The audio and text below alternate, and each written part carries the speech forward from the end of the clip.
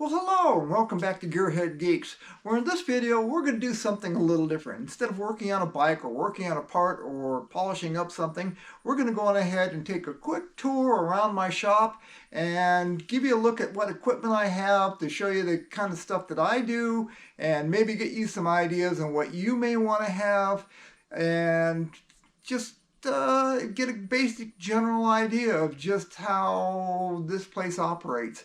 So let's get to it and we'll just take a look at some of the equipment. So let's go on ahead and talk about one of the most important pieces of equipment you can have in your shop, and that is the lowly compressor. This particular compressor, let me get the line out of the way, is nothing more than a 35-gallon Coleman. I've had it for many years, but there are smaller ones out there. The upright vertical tank ones are much more convenient. They don't take up as much space, but they are invaluable for cleaning things, getting rid of debris, even cleaning your shop. You can just go on ahead and hook up your air hose fitting to it and blow all the crud out of your shop. Not only blow the crud out of your shop, but blow the crud out of your car. Blow it. They are just really important, at least as far as I'm concerned.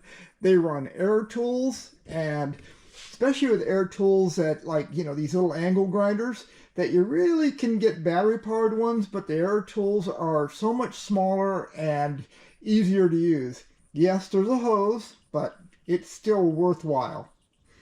An air compressor is, I would put that #1 on my list of equipment.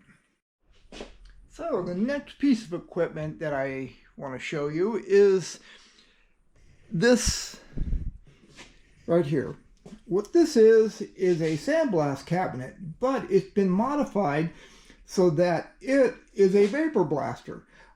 What I did is there's a bucket down here with a pump in it, which will pump up the slurry up into the gun. And a little hard to see in there, but there's a gun inside there. And then there's an air hose going through that, and it will take and blast that liquefied slurry. And the slurry is a very fine, super fine, almost like talcum powder, just a little bit heavier than that. And it does a fantastic job of making a part look new. It's a very slow process, but it works extremely well. So this particular blast cabinet is nothing more than a Harbor Freight blast cabinet, or the exact same one that Harbor Freight sells. I got it off of Amazon. But what I did is when I put it together, if you look, I have sealed it up with silicone and a tape, a waterproof tape inside of all of that, so it doesn't leak anywhere. I have this bucket that collects everything, if you look, and it collects everything, and then it just pumps the slurry around. It works fairly well. It is not as good as like a real vapor hone, but it works well enough to where you can get a part really clean. Good thing to have. The next piece of equipment here is my welding setup. And we'll start down here. This is a Miller Econo-TIG. It's a rather old one. It works fairly well. It's not as good as the newer ones, but it does a good job. It does stick welding if necessary. It does, you know, AC/DC. It's not a bad welder. I've had good luck with it. And then we'll move up here, and this is my MIG welder. And the MIG welder is a yes welder. Now, I had another MIG welder, an older one, and it worked okay. I bought this yes welder, and it was not very expensive, like 250 bucks or something like that. And it is fantastic. It just, you can dial in what you want with it as far as, you know, metal thickness, and the different types of gas that you want to use, you know, and it really does a good job. A really good value. I've had nothing but good luck with it. And then up here is a plasma cutter, which I have not hooked up. and I'm going to do a video of hooking this up and trying it out. I've never used a plasma cutter. I can't wait to get this one going. And there's some gas bottles in here for oxyacetylene, which is always useful. I just had to use some the other day. If you're like trying to take a dent out of something, you can heat it up and do a good job. It does better. It's a lot hotter than LP gas, but it's you can weld with it, which is really, really nice. And there's just some gas bottles in the back. Then basically there's a bench. Now this bench I made a while back. It's got a 1/4-inch plate steel top, and I used a Harbor Freight side box for the drawers, and it's been working out quite well. So basically there's extra sets of wrenches in here. It's a snap-on wrenches in here. There's some ratchet wrenches, a bunch of pliers, and some screwdrivers, so I have them handy right there at the bench. And more tools, just pliers and whatnot. And we go through with meters and tire gauges and just regular electronic tools. This is for the tire pressure monitoring system triggers. And again, just bits and you know, driver bits and whatnot, and shears and whatnot in there, and a bunch of just brushes, whether it be wire brushes, soft brushes, whatever. And the bottom drawer's got some gasket stuff in it, and you know, nothing in particular. And moving along, you know, a good vise. This is a snap-on, a little bit pricey, but I've had this for many, many years.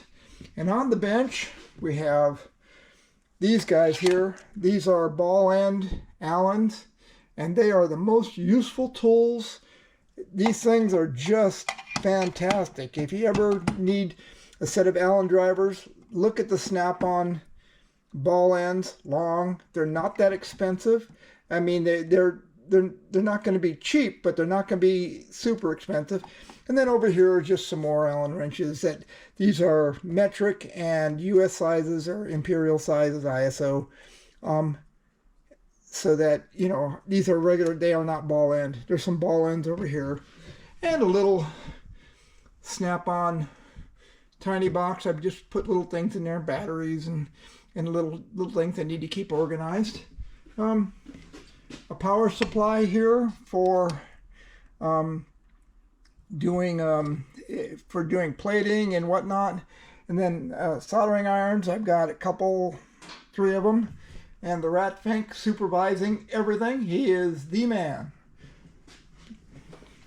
And then, you know, there's just your basic storage for nuts, bolts, screws, all the way down through in there. And in here we have tapes and miscellaneous things, you know, there's some carbon fiber stuff and little chrome pieces and whatnot in here. And then inside here is just some stuff for sandblasting and yada yada. And moving on to the next one, these are all paints, you know, brush paints, little bottles of paint, and then just a selection of all the little kind of parts that you need. Woodruff keys, snap rings, sealing washers, grommets, you know, you just collect them, O-rings. There's just all sorts of stuff in there. This is my drawer with all nuts, bolts, screws, and all the little pieces that I need. I'm in this drawer daily. It's getting a little messy. There's, you know, a lot of pieces in here that need to be reorganized. But for the most part, if I need something, if I need a screw, I've got one. Bolts, you know, metric bolts, and then there's some American stuff over here, clamps, grommets, just things that you need. And down here we have electronic stuff, bulbs, fuses, you know, wiring stuff. Again, not the most. It used to be organized, but I keep on gathering stuff, and I need to reorganize or get more room. And then this, I've got a couple drawers of just things. These are axles, rubber parts, pieces of chain, clamps, you know, all sorts of little things that you need to be building motorcycles. And another drawer full of kind of the same thing with levers and rubber parts and just pieces of stuff that you need and collect. And then down in here we have power tools. These are mostly grinders. There are, you know, like a clutch plate that, I need that. I know what that's for. It's for my F11M. But anyway, it's got, you know, routers and soldering irons and stuff. I just kind of pile it in here. We'll go over to the other side, and you're just grinder. I have all sorts of grinders for doing different things. You know, I always have to have one. I like to have one set up to do a particular job, so I don't have to go taking off the ends and things like that. And then, so that's that.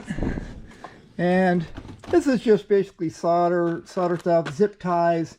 These are spools for the MIG welder.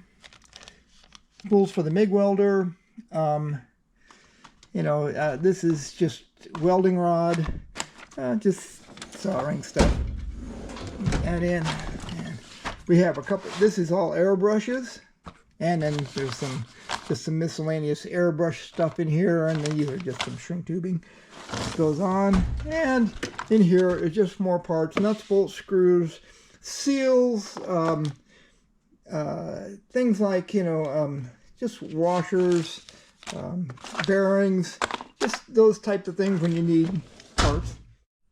So another good piece of equipment here is a lathe. It's not one of those things that you have to have, boy, but it sure does make things nice when you're restoring motorcycles or you're building motorcycles from scratch and you need a part. This lathe has been really useful. I mean, you can put a fork tube in there and get it all polished up and do all the things that you need to do. They really work well, and using a lathe is not all that hard. This is a it's fairly big. They call it a bench lathe, but boy, you'd have to have quite a bench on it. It came with a very heavy duty stand. This is a fairly decent lathe, not bad. And here is another valuable item, a drill press. Now this drill press is nothing more than your basic Harbor Freight you know, a full standing one. It's not an expensive one. It doesn't have a great table on it. But what I've done is a little bit different. I've taken this is a kind of an XY table, kind of like what you would see on a mill. And you can turn it and move things this way, or you can do this and move things this way. And what this allows me to do, and I've got a really good vise attached to this, and what I can do is once I center up my hole, I can move things around. Let's see if I can hold this steady enough to where you can see what's going on. So let's just say I need to go this way to the right. I can go on ahead and you can see it move to the right, and I can do that very accurately. So I have a drill bit and I want to make sure it's in the perfect spot. I can move it back and forth. And I haven't really had to remove this thing at all. If I need to have something flat, I've got this area in here, but it works extremely well. And this piece of equipment. This is a belt sander grinder. It is an extremely useful tool. I have taken off the guards up here because it usually comes with the guard. You can see where I kind of sawed it off, but because I need to get at this round portion sometime to be able to shape metal. You know, because if not, you're just left with this kind of flat surface. This is a little more dangerous, but what the heck. And I like it to be able to come out to the edge. I have been watching videos by Puddin's Fab Shop, and he's got the exact same one, but for whatever reason, his seems to be much slower than mine, and I don't understand why. Maybe he's using 110. I'm using 220 on this, but I'm going to fire this up. It'll make some noise, but you can see, hopefully you can see how fast it's spinning up. I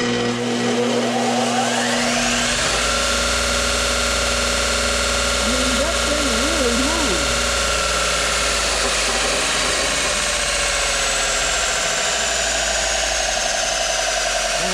tell you what.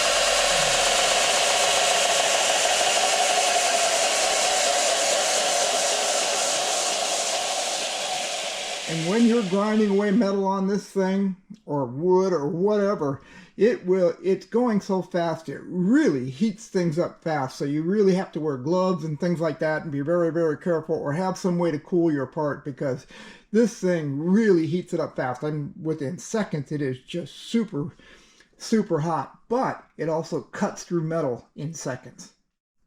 And here is another very, very useful piece of equipment. It's a bandsaw. This particular bandsaw is nothing more than Harbor Freight wood. I got the one that would go the slowest it could. It's not a metal bandsaw. So how do I use it to cut metal? Well, what I do is I use what's called a bimetal blade on this. A bimetal blade is the blade itself is hardened, and this thing will blow through 1/4-inch plate like nothing.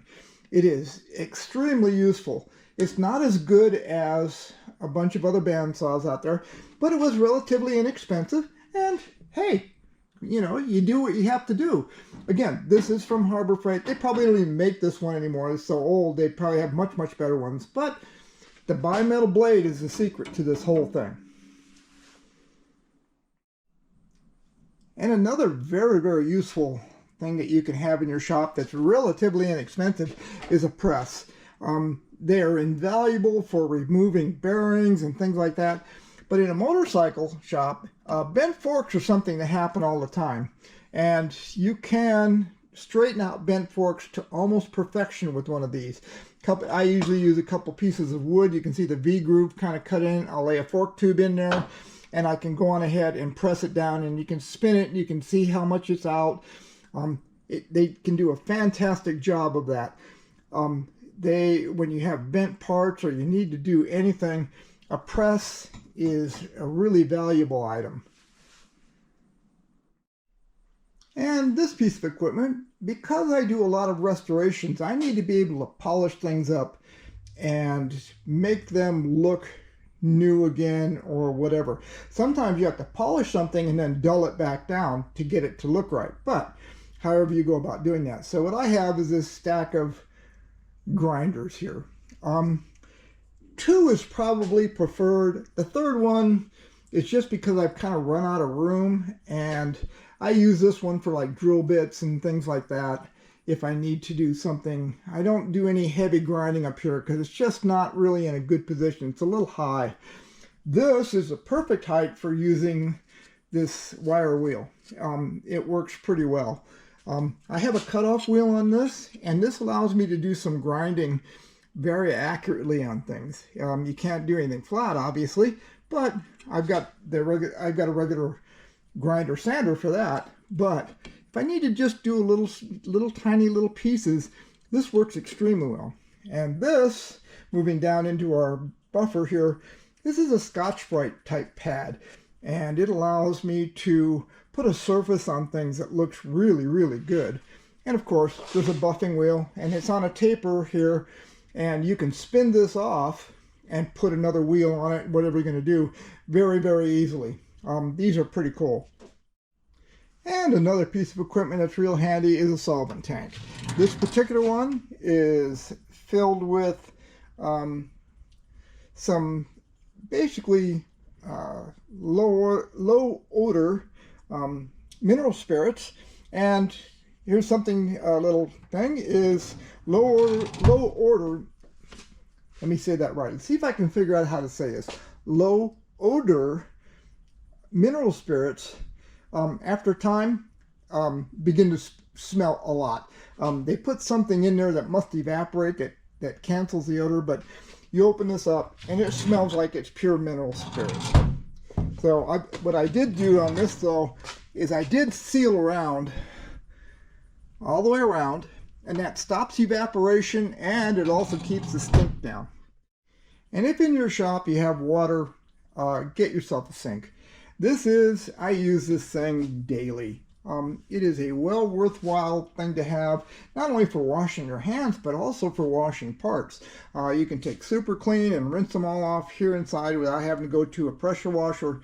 But one of the most useful things that I have is this wringer. This thing is dynamite. You can rinse out a towel or something like that and run it through the wringer, and it's just great. I didn't realize how cool they were till I was going to a car wash and I was washing my truck, and I you know, had a towel, but you know, and you're trying to wring it out and wipe things off. Well, this car wash I went to had a wringer like this, and it was, you throw it in there and the results were so much better when you use this. And it's great for cleaning up stuff. It really is. Another really important piece of equipment is a vise. You don't have to get a snap-on version of it, but it is nice to have a good vise that you can clamp things in that's really, really solid. My bench here is really, really solid. It is, you know, I made this out of 4x4s and 2x6s, and it's got a 1/4-inch metal plate top on it. It's heavy, it's bolted to the wall. It is really, really solid. So the vise is mounted onto this, and it's got all, you know, I have all sorts of jaws for it. These plastic jaws, I've got some aluminum jaws, I've got all sorts of different soft jaws. Jaws are a little tough to find sometimes, good ones. These are fairly good. And of course, I've got another vise over here, and what I do is I use this one mainly. It's got a brake in it. I found this on Amazon, and it's basically a metal brake. And you can go on ahead and put a piece in here, and even on a long one, you can just kind of work your way through. And this metal brake is really, really kind of cool. And another piece of really, really useful equipment is an ultrasonic cleaner. These things are fantastic. I never knew how cool they were until I actually got one. You can put something in there, a little bit of soapy water or whatever type of cleaner that you want to use, and it will just, I mean, you turn it on and all of a sudden you can just see the dirt flying away. It is just amazing. Carburetors, small parts, petcocks, and the things that you need to use, these things are absolutely fantastic. The one piece of advice I could give you though is get the biggest one you have room for or can afford. This is just too small. I need to get a bigger one. I'm going to get one that's probably got twice the capacity. I don't know what this capacity is, but it's probably about maybe a gallon, and it is it needs to be larger. Especially if you want to put multiple carburetors in. You know, a lot of times you got to take apart carburetors just to get them in this. But if you get one big enough for like 4 carbs, that is the right size. And of course, every motorcycle shop should have a lift. This lift is from Harbor Freight. I waited till there was a sale and I got it, and I use it all the time. This one here, you just pump up. I think the automatic ones would be even better, obviously. And I'm sure there's a kit you can use for an automatic, but yeah, you just pump this up and it'll do the job. I can pump up a heavy motorcycle, no sweat, and it really, really works well. So one of the things that I really, really kind of like is I rigged up this. And let's go up and look at it. And if you look, there is a rail that is bolted every rafter going across my ceiling, all the way across and all the way across. And I have got a winch on a trolley. Now that rail, I went on Amazon and I found, and I wasn't really looking for it in particular, but I just saw this trolley and it goes with this rail. The railing itself is you can buy this at Home Depot. It is just standard. There's this standard railing for it. I don't know exactly what they're supposed to be for, but they I think they're for like shelving and whatnot. But they make these trolleys that go along with them, and I took this one and I welded it. I don't know if you can see that. I welded it so that it's one big long piece. It's about, oh, I'm going to say 15 feet long, 14 feet long. And I can take this thing and the trolley runs very smoothly. I mean, it's almost nothing. As a matter of fact, this little cord I've got, this coiled cord, will pull on it So, you know, it's pretty good. But this thing, and so I've got this, your basic up-down switch, and then we can see the hook go down and back up. Now, this thing is rated for, I don't know, like 1,000 pounds or something. And you can see it's just kind of gliding along, and it's just the weight of that is causing that to glide along. But anyway, but I can go on ahead and pick up a complete motorcycle, no sweat. But if I need to hold the front end up or something like that, I can, you know, loop a strap around it, pull it up. When I did my H2 engine, I had this guy and I had a strap around it, and I could lower the engine down and pick it back up without killing my back. I've used it, you know, for doing engines. It really makes a big difference. So you can get that railing at Home Depot. They have these trolleys. You look up trolleys for rails, winch trolleys, I guess, and Amazon has them. I bought this a few years back, so I can't really come up with exactly which one it is, but the winch is nothing more than a Harbor Freight winch, and I've had it for a very, very long time, and the newer ones are probably much better, but this is an old one. But anyway, this thing works extremely well. So moving along, I have this is just your basic Husky, you know, tool chest type thing. And in here, I basically have drill bits. You know, this is all, there's left-hand drill bits, there's cobalt drill bits, extractors, you know, and a couple of extra old torque, Harbor Freight type torque wrenches, just in case I need to take one somewhere that I don't care about. Just, you know, and big drill bits, whatnot, hole saws, disc cutter sets, you know, some lathe parts in here, you know, a live center, yada, yada, yada, you know, deburring tools. And the next drawer is all my taps and dies. I keep them out where I can get at them, open up a drawer, grab what I need. These are all the American sizes, fractional, metric, and then this is the thread restoring. This is not made for making threads, it's for cleaning up existing threads. And I've got, you know, the nutsert tool, all the different bits that go along with it, you know, just more stuff that's basically about threads. This is a messy little drawer that's got all kind of air tools and all the little grinders that you need for things, you know, little felt pads, a little DA. These are all small sizes. A couple of angle grinders like this, which I use for just all the time. There's some drills in here, more angle grinders, scrubbing things, just stuff for cleaning and doing stuff. Oops. Okay. And it's pretty messy. Down in here, I have a bunch of power tools, just big stuff that I need to have, you know, slide hammers, saws, sanders, things like that. And underneath here, I've got a whole bunch of things. There's all sorts of, there's pullers, there's all sorts of helicoil stuff. There's just a whole bunch of tools, and I need a better place to deal with this, but I will eventually get it better. And then on top of that, I've got some ball end hex drivers up here, just in a handy place to have them. Cobalt drill bits, another set of just hex drivers, just to have them handy over here when I need stuff with the lathe.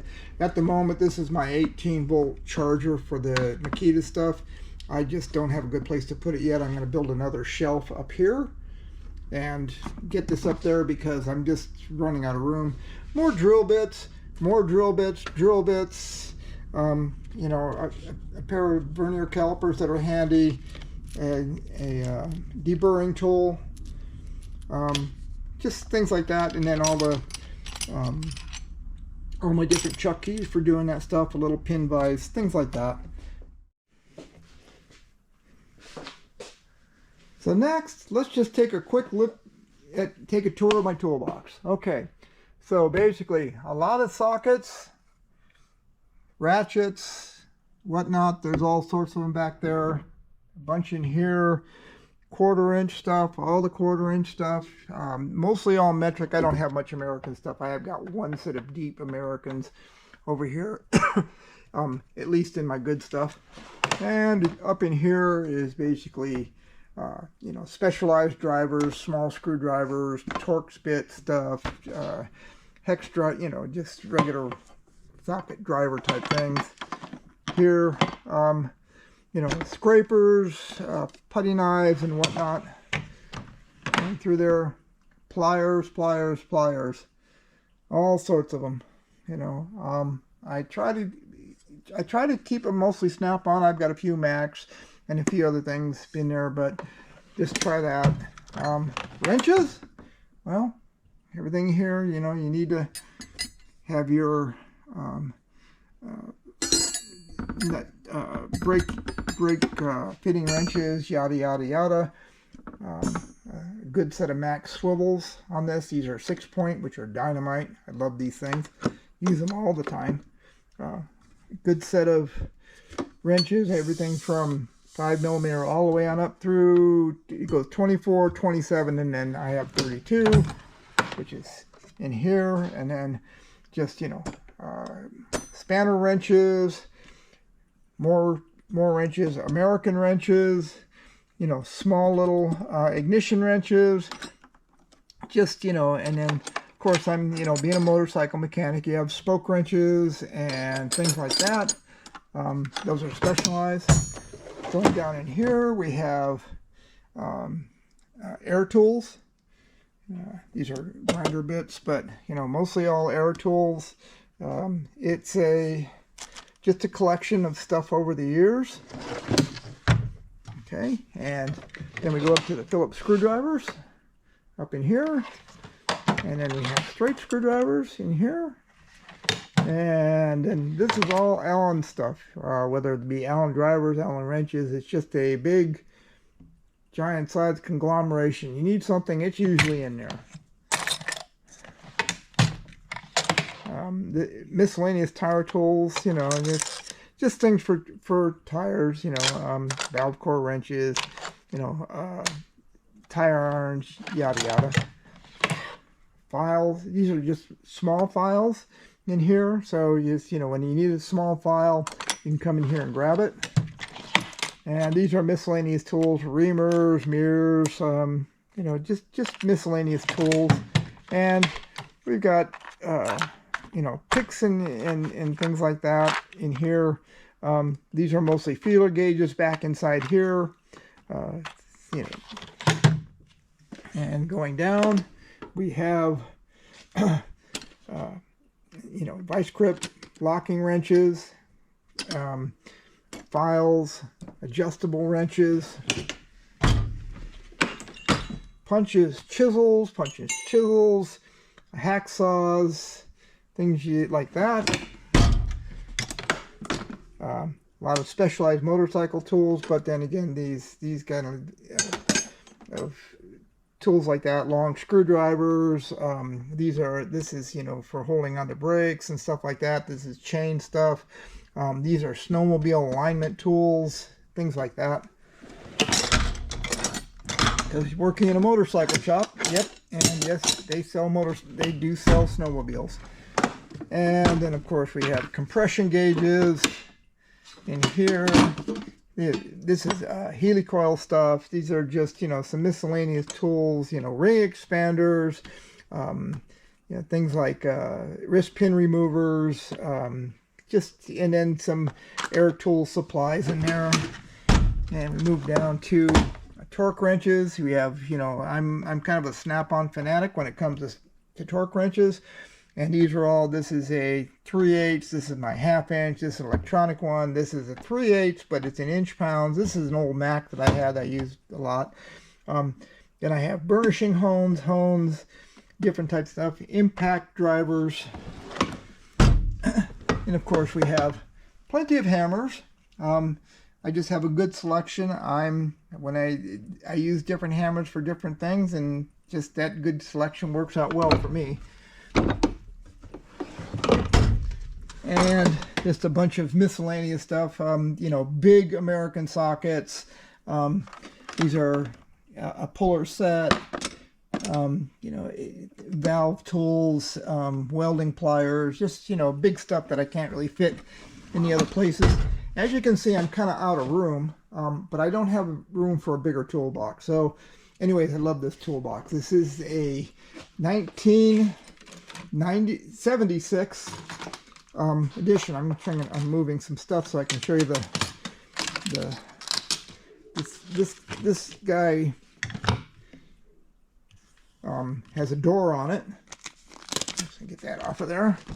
Guy has a door on it, and this is the Bicentennial Edition, and there you have that. And this toolbox is just very near and dear to me.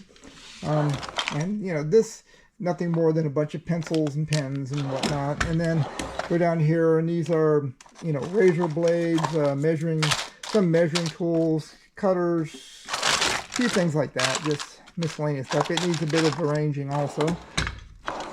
And micrometers, vernier calipers in there, meters, you know, testers, more meters, dial indicators, point checkers, an old Suzuki multimeter. This is for a CDI tester for an H1, for the early H1s. And there's just more. This is the desoldering tools, soldering irons. This is, you know, just a measuring tool. There's a bunch of fittings for ODB2 for motorcycles in there.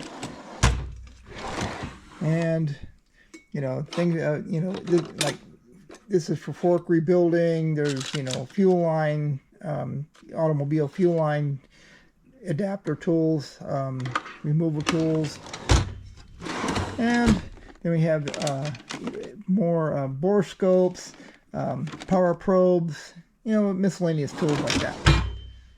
So that's kind of the tour of my toolbox, and that kind of covers that. We got a few other deals over here. We got, oh, this is just rags. You know, when I need rags, obviously. And we have,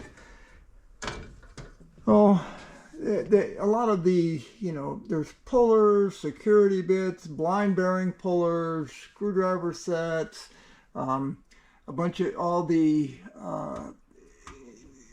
connector, all my connector stuff is up in there, multi-connector crimpers, valve compression tools. There's all sorts of miscellaneous tools which needs a better organization than that, but at the moment I don't have any place to put anything. And we have in here, we have, oh, grinding discs, polishing pads, vacuum stuff for, there's a little compressor up there. There's also, you know, thing for creating a vacuum for doing, you know, air conditioning and whatnot. And we'll go over here, and we've got, oh, tire tools, you know, some sandpaper stuff, some painting tools, things like that. Just, you know, just bottles of other stuff. Got a lot of stuff. And these are all spray, cleaners, lubricants, things like that. You know, nothing special. This is stuff that everybody has. Just try to keep it in one place. And that just about does it for that. Of course, you have to have a good selection of helmets, and if you don't have a good selection of helmets, what kind of motorcycle shop is it? I mean, you know, you just got to have all of them. You know, and these are all helmets in the bags and whatnot. There's just helmets, helmets, helmets.